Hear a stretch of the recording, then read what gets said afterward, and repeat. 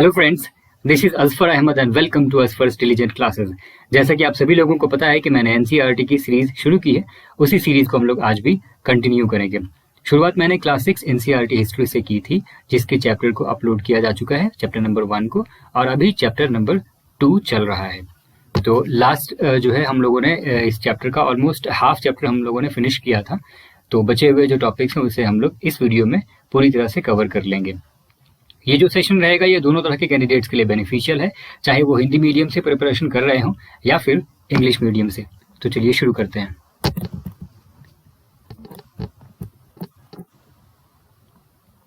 यहां से हम लोग शुरू करेंगे। लास्ट वीडियो में हम लोगों ने ये देखा था अ चेंजिंग एनवायरनमेंट, राइट। और यहाँ से आज हम लोग शुरू करेंगे। ये हमारा फर्स्ट टॉपिक रहेगा आज का, the beginning of farming and herding. यानी जो फार्मिंग है या हर्डिंग है, फार्मिंग का मतलब ये एग्रीकल्चर से रिलेटेड है, यानी कृषि से रिलेटेड, ठीक है, खेती बाड़ी से। और हर्डिंग का मतलब जो जानवर को लोग पालते हैं, यानी पशुपालन, ये वर्ड इस्तेमाल किया जाता है। तो इसकी शुरुआत से रिलेटेड चीज़ें यहाँ पर हम लोग देखेंगे। तो जो फर्स्ट इसका जो पॉइंट है, This was also a time when several grain-bearing grasses, including wheat, barley, and rice, grew naturally in different parts of the subcontinent. तो जिस टाइम पीरियड की हम लोग बातें कर रहे हैं, पिछले वीडियो में भी इसका जिक्र किया था हम लोगों ने, तो उसके बारे में यहाँ पर बात हो रही है कि ये वो वक्त भी था जहाँ पर कई सारे ऐसे ग्रेन हैं, several grain bearing grasses including wheat, barley and rice grew naturally, यानी कुछ कुछ ऐसे क्रॉप हैं जो नेचुरली ग्रीव कर रहे थे इन different parts of the subcontinent, यानी इंडियन सबकॉन्टिनेंट के डिफरेंट मुख्तलिफ हिस्से में, मुख्तलिफ पार्ट में ये नेचुरली ग्रो कर रहे थे। नेक्स्ट जो पॉइंट है, men, women and children probably collected these grains as food and learned where they grew and when they ripened. तो मर्द, औरत, बच्चे, ऐसा मुमकिन है, ऐसा यहाँ पे प्रोबेबली ये बताया जा रहा है कि वो कलेक्ट करते होंगे इन सब चीज़ों को, ठीक है, जो फूड के जो ग्रेन है, जो ग्रेन्स है उसको एक गज़ा के तौर पे कलेक्ट करते थे, और वो उस चीज़ का मतलब समझते थे, सीखते थे धीरे धीरे कि वो कैसे उगता है, ठीक है, और कब उसकी फसल वो तैयार होती है। इन सब चीज़ों के बारे में वो जानकारी इकट्ठा करते थे धीरे धीरे। नेक्स्ट जो पॉइंट है, this may have led them to think about growing plants on their own. In this way people became farmers. तो इसकी वजह से क्या हुआ कि कैसे मतलब जो पेड़ पौधा है वो खुद से कैसे उग रहा है, तो इस पर वो रिसर्च करना शुरू किए, थोड़ा सा सोचना, गौर फिक्र करना शुरू किए। तो इस तरह से फिर वो एक तरह से किसान के मतलब किसान बनना शुरू हो गए वो। जो नेक्स्ट पॉइंट है, people could also attract and then tame animals by leaving food for them near their shelters. जो लोग हैं वो इस तरह से भी जानवरों को अट्रैक्ट करते थे और उसको टेम करते थे, एनिमल्स को अपने घर के बाहर वो ग़िज़ा छोड़ते थे, और वो जानवर जो है वो वहाँ पे आके खाते थे, और फिर वो उनको शेल्टर भी प्रोवाइड करते थे। नेक्स्ट पॉइंट है, the first animal to be tamed was the wild ancestor of the dog. जो फर्स्ट एनिमल जो टेम किया गया था, जिसको पालना शुरू किया गया था, वो डॉग के एंसेस्टर थे, ठीक है, वाइल्ड एंसेस्टर थे डॉग के। नेक्स्ट जो पॉइंट है, later people encouraged animals what were relatively gentle to come near the camps where they lived. बाद में क्या हुआ कि लोगों ने ऐसे जानवरों को थोड़ा सा प्रोत्साहित किया, एनकरेज किया, जो रिलेटिवली थोड़े से जेंटल होते थे, अपने जो है जहाँ पर वो रहते थे, उनकी रहाइश के पास वो लोग रहते थे, वहाँ पर वो लोग जानवरों को लाने के लिए वो एनकरेज करते थे। People encouraged animals that were relatively gentle to come near the camps where they lived, यानी जहाँ पर वो कैंप के पास रहते थे, उस जगह के पास में उन जानवरों को वो रखना शुरू कर दिए थे। नेक्स्ट जो पॉइंट है, these animals such as sheep, goat, cattle and also the pig lived in herds and most of them ate grass. तो कुछ जानवर ऐसे हैं, मिसाल के तौर पर यहाँ पर बताया गया, शिप है, गोट है, कैटल है, यानी भेड़, बकरी या दूसरे मवेशी, या फिर पिग वगैरह, ये हर्ड्स में रहते थे, और उसमें उनमें से मैक्सिमम क्या खाते थे, उनकी जो ग़िज़ा होती थी वो ग्रास वो खाते थे, ठीक है, घास वगैरह खाते थे। नेक्स्ट जो पॉइंट है, often people protected these animals from attacks by other wild animals, यानी लोग अक्सर जो है इन तरह के जानवरों की हिफाजत करते थे दूसरे वाइल्ड एनिमल्स के अटैक से। इस तरह से वो हर्डर्स भी बनना शुरू हो गए। पहले तो हम लोगों ने देखा कि वो किस तरह से फार्मर बनना शुरू हुए, और इन सब चीज़ों की वजह से वो हर्डर्स यानी पशुपालन में भी उनका जो है रुझान बढ़ने लगा, और वो इस तरह से पशुपालन करना शुरू कर दिया उन्होंने। नेक्स्ट जो पॉइंट है, डोमेस्टिकेशन। तो डोमेस्टिकेशन क्या है? एक तरह का प्रोसेस है जिसको नाम दिया गया। उसमें क्या होता है कि लोग जहाँ पर पेड़ पौधे उगा रहे हों और फिर जानवरों की देखभाल कर रहे हों। Domestication is the name given to the process in which people grow plants and look after animals. Right. Very often, plants and animals that are tended by people become different from wild plants and animals. तो इस point में ये बताया जा रहा है कि अक्सर ऐसा देखा जाता है कि जिस प्लांट्स और जिस एनिमल्स को देखभाल किया जा रहा है, उनको लोगों के साथ रखा जा रहा है, तो वो वाइल्ड एनिमल से डिफरेंट हो गए। नेक्स्ट पॉइंट है, this is because people select plants and animals for domestication. ऐसा इसलिए क्योंकि वो सिलेक्ट करते थे किसी खास जानवर या किसी खास पेड़ पौधों को डोमेस्टिकेशन के लिए। मिसाल के तौर पे they select those plants and animals that are not prone to disease, यानी ऐसे प्लांट्स या एनिमल्स जिससे जो है बीमारी वगैरह का खतरा ना हो। नेक्स्ट पॉइंट है, they also select plants that yield large size grain and have strong stocks capable of bearing the weight of the right grain. इस पॉइंट में ये बताया जा रहा है कि वो ऐसे पेड़ पौधों को चुनते थे जिसका जो ग्रेन हो उसका साइज बड़ा हो और उसका जो स्टाक्स हो वो कैपेबल हो कि जो पका हुआ जो फसल हो उसके भार को वो संभाल सके। राइट। नेक्स्ट पॉइंट है, seeds from selected plants are preserved and sown to ensure that new plants and seeds will have the same qualities. जो बीज होता था किसी खास सेलेक्टेड प्लांट्स का, उसको वो प्रिजर्व करते थे, ठीक है, और उसको फिर बोते थे अलग से नए पौधों के लिए ताकि वो सेम क्वालिटी वो हासिल कर सकें। ठीक है। नेक्स्ट जो पॉइंट है, amongst animals those that are relatively gentle are selected for breeding, यानी ऐसे एनिमल्स जो थोड़े जेंटल होते थे उसको ब्रीडिंग के लिए सिलेक्ट किया जाता था।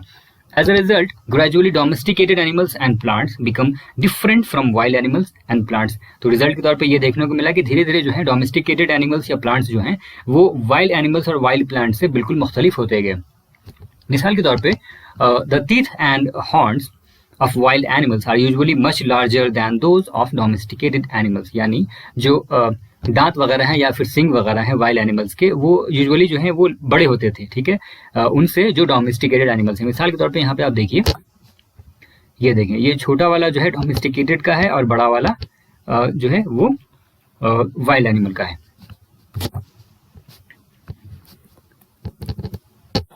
Domestication was a gradual process that took place in many parts of the world. तो डोमेस्टिकेशन जो है वो धीरे धीरे एक स्लो प्रोग्रेस है, लेकिन ये ग्रेजुअल धीरे धीरे होने वाला प्रोसेस है जो कि दुनिया के अलग अलग हिस्सों में शुरू हुआ था। took place in many parts of the world. It began about 12,000 years ago और इसकी शुरुआत हुई थी लगभग 12,000 साल पहले। Virtually all the plants and animal produce that we use as food today is a result of domestication. यानी ऐसा देखा गया वर्चुअली ये है कि जितने भी जानवर का प्रोड्यूस या फिर किसी प्लांट का प्रोड्यूस हम लोग यूज कर रहे हैं, तो जो ग़िज़ा के तौर पे आज हम लोग यूज कर रहे हैं वो डोमेस्टिकेशन का ही रिजल्ट है। नेक्स्ट पॉइंट है, some of the earliest plants to be domesticated were wheat and barley, यानी जो अर्लीस्ट प्लांट्स है जो डोमेस्टिकेट किया गया था उनमें व्हीट और बार्ली नंबर 1 पे आते हैं। नेक्स्ट है, the earliest domesticated animals include sheep and goat, यानी शुरुआती वक्त के जो डोमेस्टिकेटेड एनिमल्स हैं उसमें सबसे पहले कौन है? शिप हैं, यानी भेड़ें वगैरह, और दूसरी बकरियां वगैरह, गोट, शिप एंड गोट। नेक्स्ट देखते हैं, यहाँ से हमारा न्यू टॉपिक शुरू हो रहा है, a new way of life. If you plant a seed you will notice that it takes some time to grow. जाहिर सी बात है, यानी अगर कोई बीज आप बोएंगे, किसी पौधे का कोई बीज आप बोएंगे तो उसमें वक्त लगता है ना उसको बड़ा होने में। This may be for several days, weeks, months and in some cases years. तो किसी किसी कंडीशन में, यानी कुछ ऐसे पेड़ पौधा का वो बीज है जो कुछ ऐसे भी होते होंगे जो कुछ दिन लगते हैं और कुछ ऐसे होते हैं जिसमें कुछ हफ्ते लगते हैं, कुछ में कुछ महीने लगते हैं और कुछ ऐसे भी हैं जिनमें साल भी लग सकता है। When people began growing plants, it meant that they had to stay in the same place for a long time, looking after the plants, watering, weeding, driving away animals and birds till the grain ripened, and then the grain had to be used carefully. तो ऐसा होता है यहाँ पर, ये बताया जा रहा है इस टॉपिक में, इस पॉइंट में, कि जब लोगों ने प्लांट उगाना शुरू किया इसका मतलब ये था कि उन्हें उस जगह पर ठहरना होगा लंबे वक्त के लिए ताकि वो उसकी देखभाल कर सकें, ठीक है, और ज़रूरत पड़ने पर पानी दे सकें उनको, और वेडिंग कर सकें, और जो दूसरे जानवर या बर्ड्स हैं जिससे उनको नुकसान है, क्रॉप्स को नुकसान है, उससे वो उसकी हिफाजत कर सकें जब तक कि वो फसल पककर तैयार ना हो जाए, और उसके बाद फिर वो उसका केयरफुली इस्तेमाल कर सके। यहाँ पर आप देख सकते हैं, एक इमेज है यहाँ पर दिया गया, ways in which grain was used, seed के तौर पे, फूड के तौर पे, गिफ्ट्स के तौर पे, या फिर फूड के तौर पे स्टोर भी किया जाता था। नेक्स्ट जो पॉइंट है, as grain had to be stored for both food and seed, people had to think of ways of storing it. तो चूंकि जो फसल तैयार होती थी तो कुछ तो वो रखते थे अपने गजा के लिए और उसमें से कुछ बीज के तौर पर रखते ताकि फर्दर जब उनको बोना हो तो वो उसी बीज को बो सकें।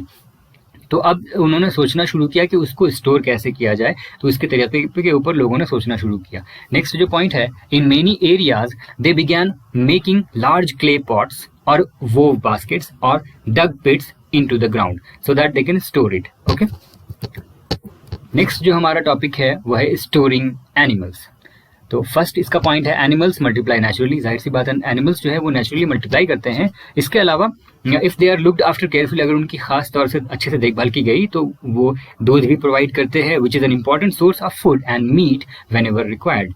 यानी दूध के अलावा गोश्त वगैरह भी उनसे हमें मिलता है। दूसरे शब्दों में, animals that are reared can be used as a store of food. यानी ऐसे एनिमल जिनको रियर किया जा सकता है वो फूड के स्टोर के तौर पर भी इस्तेमाल किए जा सकते हैं। नेक्स्ट जो हमारा टॉपिक है, finding out about the first farmers and herders. तो यहाँ पर भी मैप 2 का जिक्र होगा। तो ब्लू स्क्वायर्स को पहले आप देखें, फिर मैं बताऊंगा। तो ब्लू स्क्वायर्स जितने भी हैं ना वो नेओलिथिक साइट्स को दिखाते हैं। तो थोड़ा सा मैं इसको बड़ा कर दूं। ये देखें, अगर साउथ की बात करें तो साउथ में ये पय्यमपल्ली ये भी जो है नेओलिथिक साइट्स है। हल्लूर ये भी नेओलिथिक साइट्स है। ऊपर की तरफ आते हैं तो यहाँ ईस्ट साइड में दौजाली हेडिंग ये भी जो है न्यूलिथिक साइट्स है। फिर यहाँ पर चिरांद और यहाँ पर कोलदीहवा, महागढ़, और अभी जो एरिया पाकिस्तान में है मेहरगढ़, फिर जम्मू कश्मीर की तरफ बुरज़ाहम। तो these are the neolithic sites. Okay, इसके बारे में हम लोग थोड़ी सी जानकारी इकट्ठा करने की कोशिश करेंगे।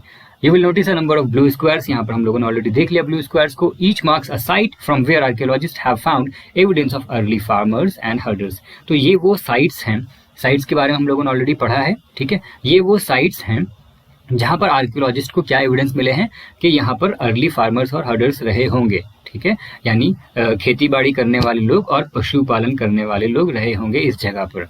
तो उसका जिक्र यहाँ पे है।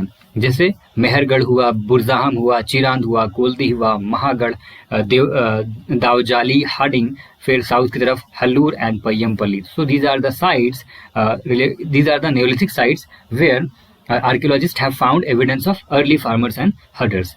Move on.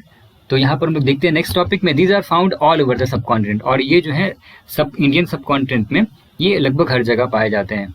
Some of the most important ones are in the northwest, in present-day Kashmir, and in east and south India. उनमें से जो बहुत इंपॉर्टेंट हैं वो नॉर्थ वेस्ट की तरफ हैं, जो कि अभी प्रेजेंट डे कश्मीर में है, और दूसरे ईस्ट की तरफ या साउथ इंडिया की तरफ हैं। नेक्स्ट पॉइंट है, to find out whether these sites were settlements of farmers and herders, scientist study evidence of plants and animal bones. तो इस चीज़ का पता लगाने के लिए कि ये जो साइट्स है ये क्या फार्मर्स और हर्डर्स का सेटलमेंट्स था, तो साइंटिस्ट क्या स्टडी कर रहे हैं, एविडेंस की स्टडी कर रहे हैं, प्लांट्स और एनिमल बोन्स की एविडेंस की स्टडी कर रहे हैं साइंटिस्ट, ताकि ये चीज़ पता लगाया जा सके। नेक्स्ट पॉइंट है, one of the most exciting finds includes remains of burnt grain, this may have been burnt accidentally और ऑन पर्पस। तो दूसरा जो एक्साइटिंग फाइंड्स है उसमें क्या शामिल है कि जो ग्रेन है, अनाज है, वो जले हुए अनाज लोगों को मिले हैं। तो इस पर जो है चर्चा चलती है कि वो या तो एक्सीडेंटली जल गया होगा या किसी खास मकसद से, यानी उनको आग की जानकारी होगी तो वो उसको जला करके बनाने की कोशिश कर रहे होंगे। तो इस पर चर्चा चलती रहती है। नेक्स्ट जो पॉइंट है, scientist can identify these grains and so we know that a number of crops were grown in different parts of the subcontinent. तो साइंटिस्ट जो है वो आइडेंटिफाई कर सकते हैं दिस ग्रेन्स को, जो ये सब ग्रेन्स हैं, और इस तरह से हम जानते हैं कि कई सारे जो फसल हैं वो ग्रोन किए जाते थे, ठीक है, अलग अलग हिस्से में, हमारे इंडियन सब कॉन्टिनेंट के अलग अलग हिस्सों में। नेक्स्ट पॉइंट है, they can also identify the bones of different animals, और वो जो है ये भी आइडेंटिफाई कर सकते हैं कि अलग अलग जो है जानवर, यानी मुख्तलिफ किस्म के जानवर के कौन कौन सी हड्डियाँ उन्हें मिली हैं, तो इसकी भी वो जानकारी इकट्ठा कर सकते हैं। नेक्स्ट जो हमारा टॉपिक शुरू होगा, टुवर्ड्स ए सेटल्ड लाइफ। तो इसमें देखते हैं कुछ इंपॉर्टेंट पॉइंट्स को। तो फर्स्ट पॉइंट है, archaeologist have found traces of huts और हाउसेज एट सम। आर्कियोलॉजिस्ट को ये चीज़ें मिली हैं कि उन्हें जो है हर्ट्स और हाउसेज के ट्रेसेस भी मिले हैं किसी किसी साइट्स में। मिसाल के तौर पे, for instance in Burzahom in present day Kashmir, people built pit houses which were dug into the ground with steps leading into them. तो जैसे एक साइट्स हम लोगों ने देखा था ऑलरेडी, बुरज़ाहम जो प्रेजेंट डे कश्मीर में है, तो वहां पर लोग जो है पिट हाउसेस बिल्ड करते थे. इसमें क्या होता है ना कि जमीन को गड्ढा करके एक सीढ़ी नुमा रास्ता बनाया जाता है और उससे लोग उसमें जाते थे. These may have provided shelter in cold weather. तो इससे ये पता लगाया गया कि इस तरह के शेल्टर से क्या होता था, वो जाड़े के मौसम में उन्हें हिफाजत होती थी, उनको जो है ठंड से बचने में मदद मिलती थी. नेक्स्ट जो पॉइंट है, archaeologist have also found cooking huts both inside and outside the huts, which suggest that depending on the weather people could cook food either indoors or outdoors. तो आर्कियोलॉजिस्ट ने ये भी पाया कि जो खाना बनाने की जो जगह है वो घर के अंदर भी है और बाहर भी है. तो उन्होंने ये सजेस्ट किया कि मौसम के मुताबिक, मौसम के लिहाज से वो खाना या तो कभी अंदर बनाते होंगे या घर के बाहर बनाते होंगे. फिर है आखिरी जो नेक्स्ट पॉइंट है, stone tools have been found from many sites as well. यानी कई सारे साइट से स्टोन टूल्स भी आर्कियोलॉजिस्ट को मिले हैं. यहाँ पर जो नेक्स्ट पॉइंट है, many of these are different from the earlier palaeolithic tools and that is why they are called neolithic. तो हम लोगों ने ऑलरेडी देखा है ना कि पहला जो डिवाइड किया गया हिस्ट्री को, फर्स्ट है पैलियोलिथिक जिसको 3 हिस्सों में बांटा गया था, अपर, लोअर, मिडिल, ठीक है. उसके बाद है मेसोलिथिक, फिर है नियोलिथिक. तो many of these different from, यानी कई सारे जो स्टोन टूल्स मिले हैं उस साइट में वो पैलियोलिथिक टूल से बिल्कुल डिफरेंट है, इसलिए इनको नियोलिथिक कहा जाता है. यहाँ पर आप दाईं तरफ इमेज भी देख सकते हैं, न्यू स्टोन टूल्स के नाम से यहाँ पर इमेज यहाँ पर दिया गया है, ठीक है. नेक्स्ट जो पॉइंट है, these include tools that were polished to give a fine cutting edge and mortars and pestles used for grinding grain and other plant produce.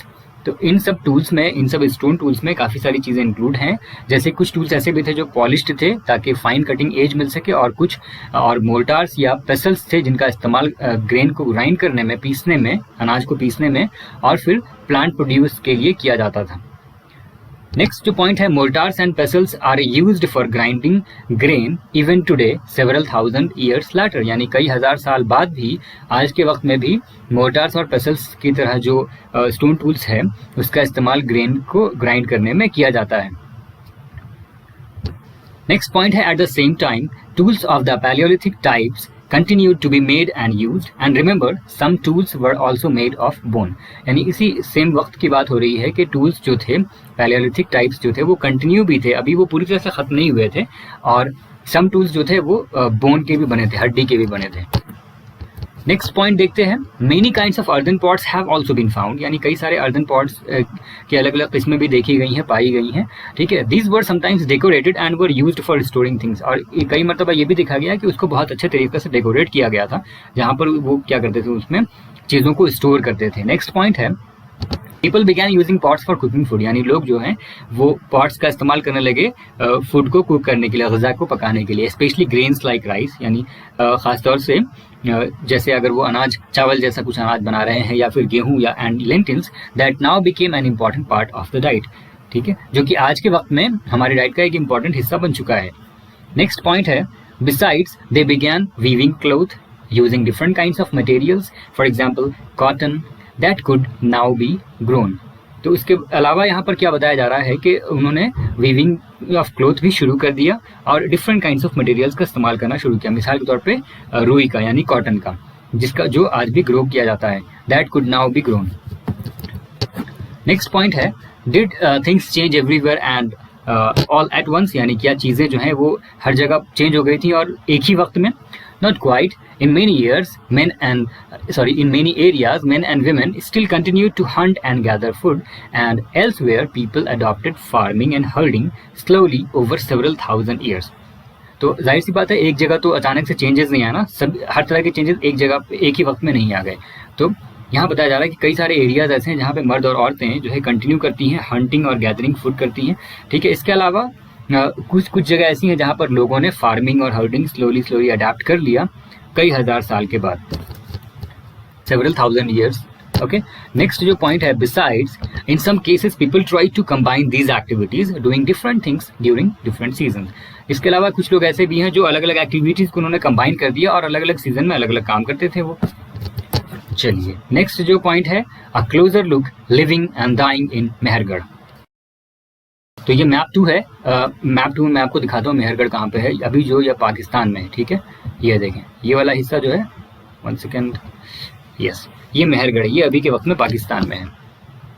इसके बारे में हम लोग थोड़ा सा इन्फॉर्मेशन इकट्ठा करते हैं। This site is located in a fertile plain near the Bolan pass which is one of the most important routes into Iran. तो ये जो मेहरगढ़ है, ये जो साइट है, ये कहाँ पर है? ये एक फर्टाइल प्लेन में है। फर्टाइल प्लेन का मतलब बहुत जरखेज जगह जो है, जहाँ पर बहुत अच्छी उपजाऊ मिट्टी होती है। और कौन सी वहाँ पे नियरेस्ट एक चीज़ बताई गई है लैंडमार्क के तौर पे, तो वो लैंडमार्क क्या है? बोलान पास।